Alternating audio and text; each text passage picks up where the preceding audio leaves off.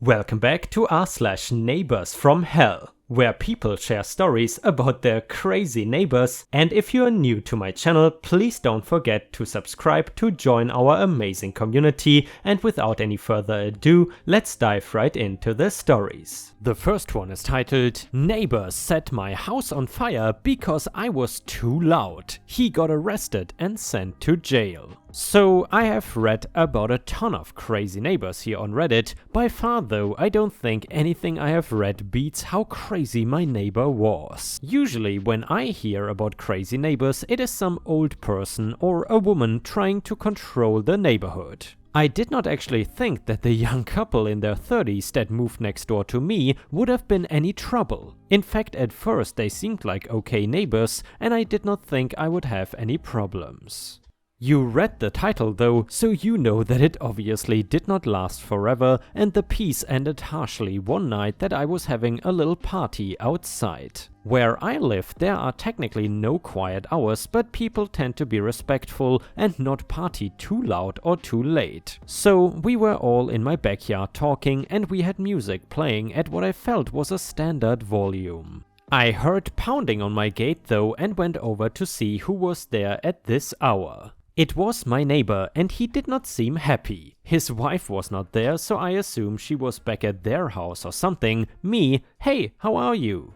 Neighbor, "How am I? My head is pounding because you're blasting this music." Me, "Oh, I'm sorry about that. It's pretty low now, honestly, but I could probably turn it down a little more if you want." Neighbor, "Low? It is way too loud. Plus you guys are all screaming out here, and I don't want anybody getting drunk and climbing over the fence onto my property." I was very confused about what he was saying, but I wanted to be a good neighbor and help comply. Me, "Okay, well, I will turn the music down like I said. Also, I promise that nobody here is drunk and going to hop a fence. The most anyone had was a couple of beers. Besides, we are starting to wind down soon anyway." This seemed to be good enough for him, and I saw him go back towards his house. I thought I smelled something strange on him at that point, but since I had a little alcohol in my system, I assumed I was just thinking things and ended up brushing it off.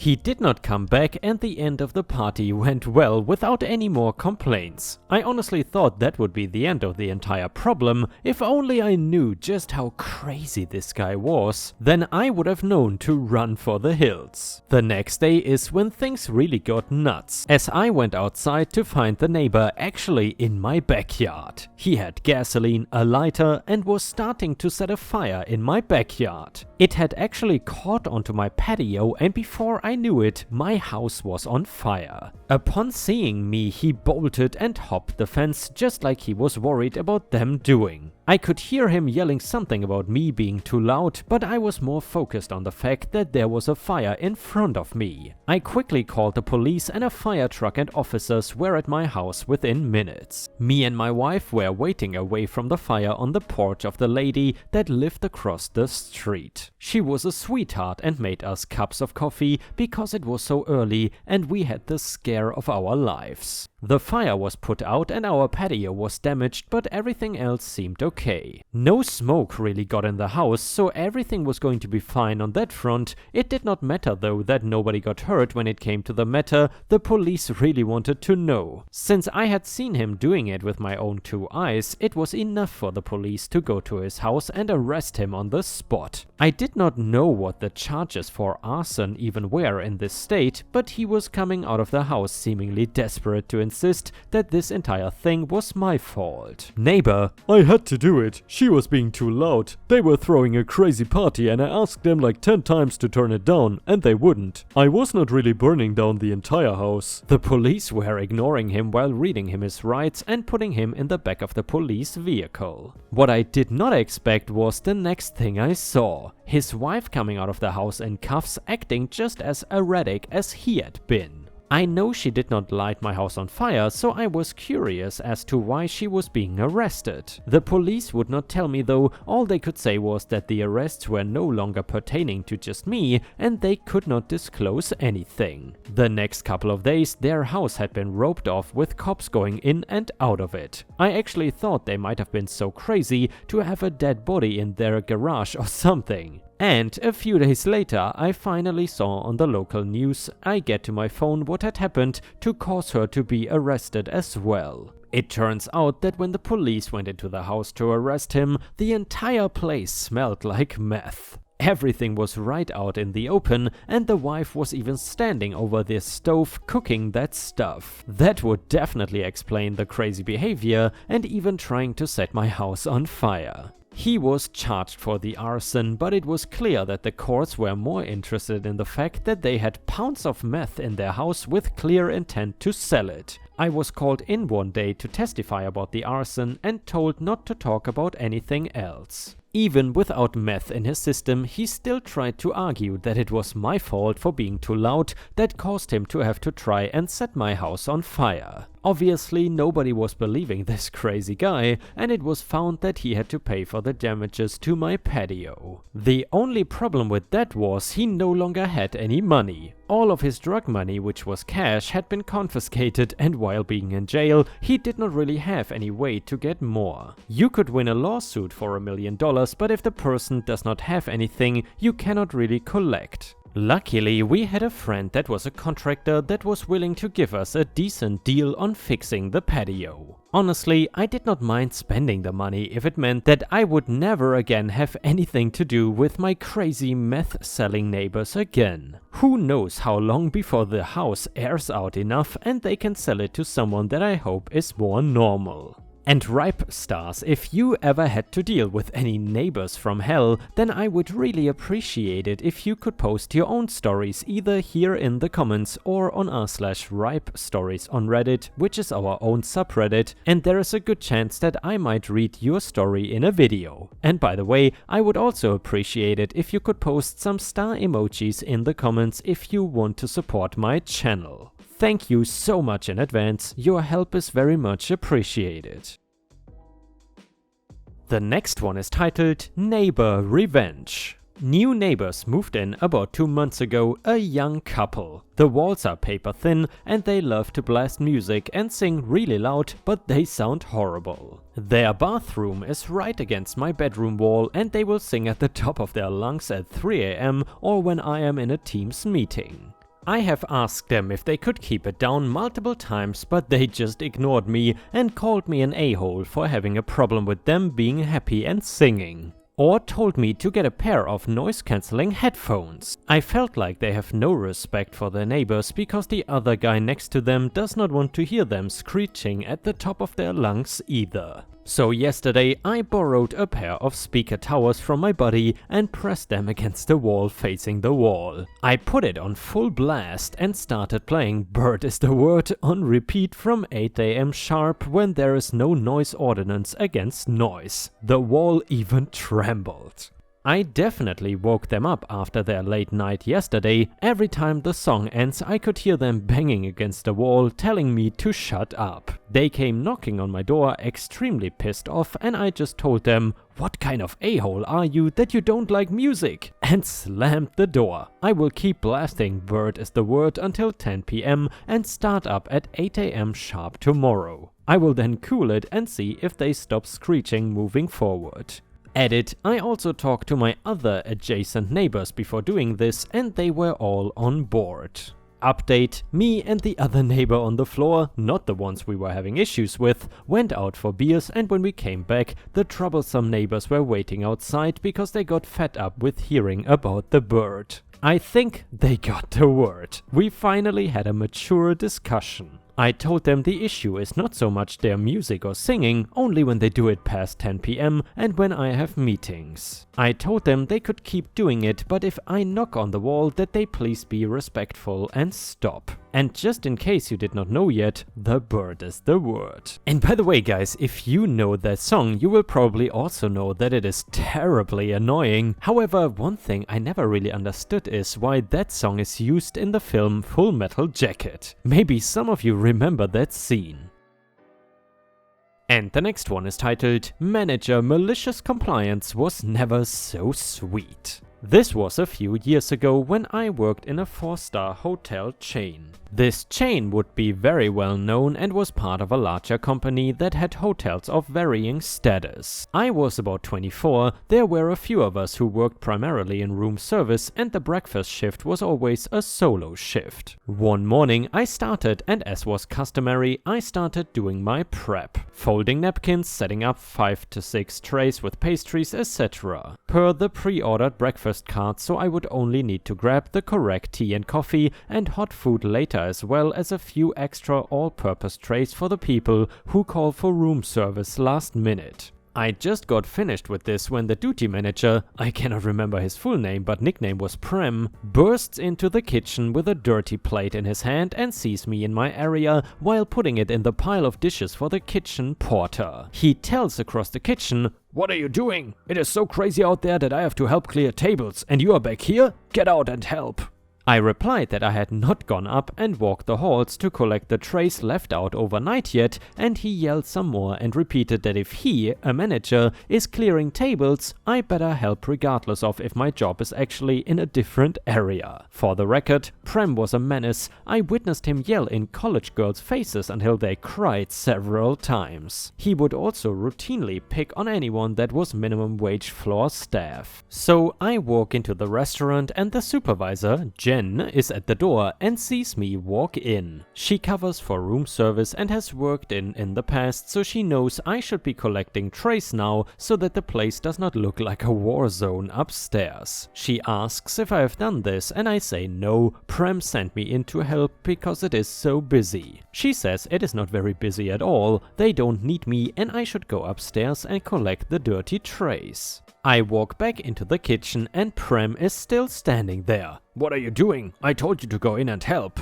I went in and Jen said they don't need me and told me to collect the trays. He then accuses me of going to her and asking can I go collect trays to get out of helping, so I tell him he can in and ask her if she called me or if I approached her. This satisfies him that I'm at least not lying, but he is still not happy. He says, "I'm the duty manager.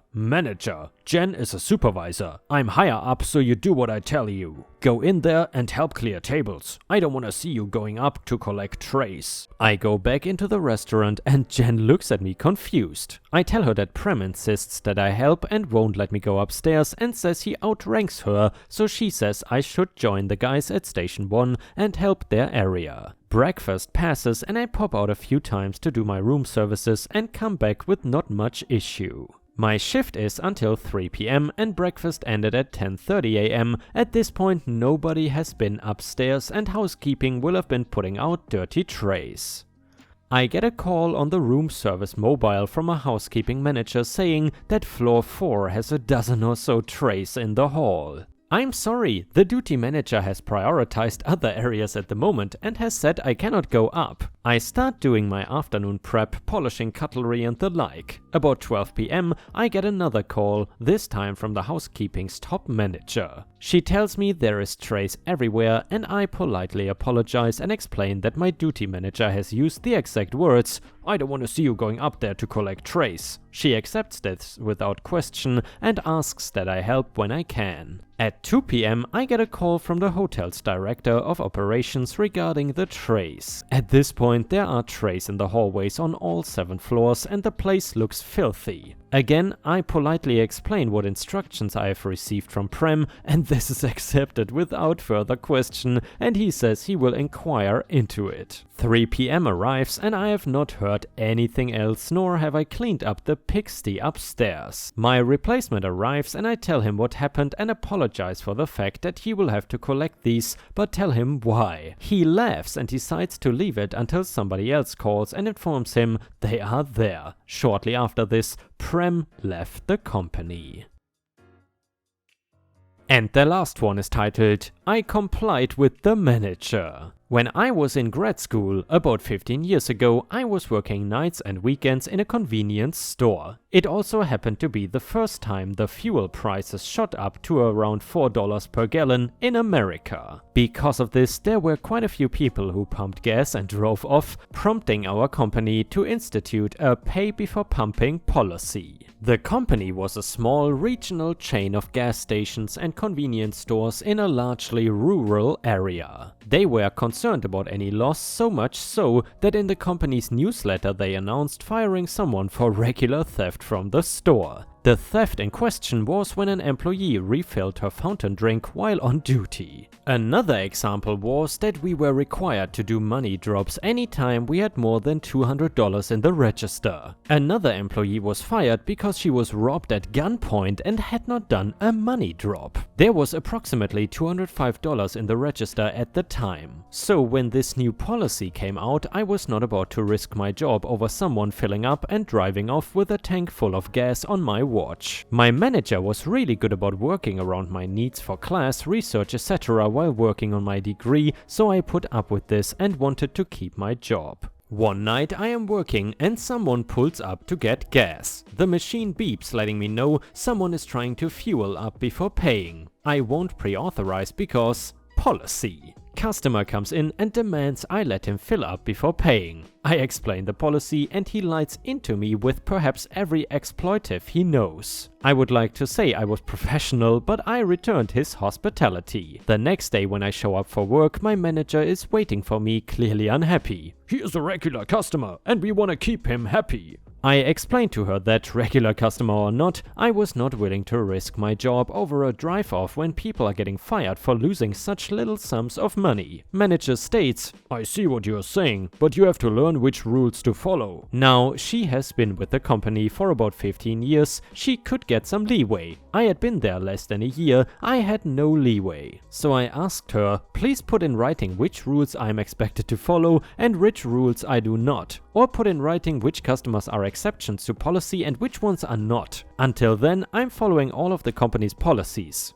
I'm not surprised that she would not put that in writing. Fast forward about a week, I am working solo on a Sunday afternoon when someone I've never seen before comes in and yells at me for not pre-authorizing his pump. I explain the company policy and that he would have to prepay just like everyone else. Customer claimed he was with corporate and that he should be allowed an exception. I informed him that if he really was from corporate, he would know about this policy and would expect me to follow it. I even pointed to the policy statement in the window for him to read. The customer yelled at me and stormed off before I could reply. Turns out this stranger was from corporate and even the VP of the company. He called to complain to my manager about my refusal to let him pump first. She repeated my arguments as to why I refused to risk my job and that he should be glad to know they have such loyal employees. VP said that policy was meant for regular customers and not for employees. She replied, please put into writing which rules we are expected to follow and which ones we are not.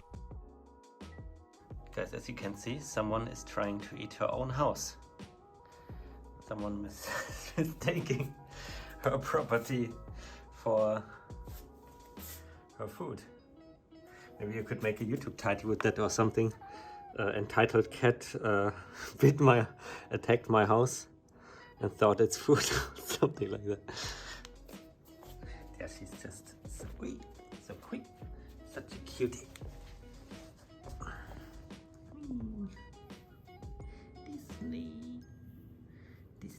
Disney. Wait. Disney.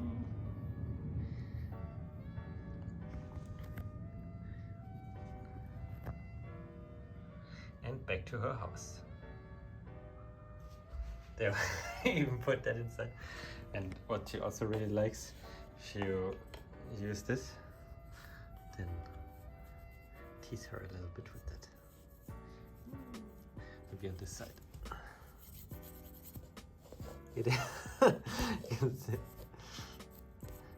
She really likes to play with them.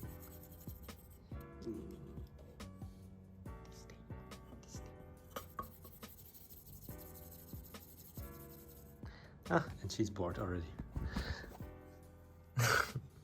Alright guys, I hope you enjoyed Disney and I see you again tomorrow.